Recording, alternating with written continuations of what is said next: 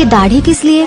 कोई मन्नत है? कहाँ कहाँ दाढ़ी? ऐसे तो मैं भी कह दूं कि विजय माल्या बहुत ही ईमानदार आदमी है। इंडिया में इलेक्शन से ज्यादा डेवलपमेंट में पैसे खर्च होते हैं। अच्छा।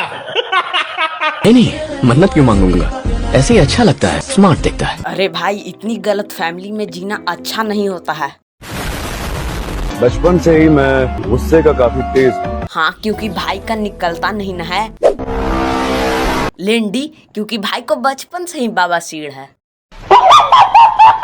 अच्छा। एक बार अगर मूड खराब हो जाए ना मेरा, तो फिर कंट्रोल में नहीं आता। हैं? चाटा तो लगा ही नहीं। अच्छा हुआ कि नहीं लगा, वरना क्योंकि ये इंडिया है ना, जेंडर इक्वलिटी लड़कों की गलती।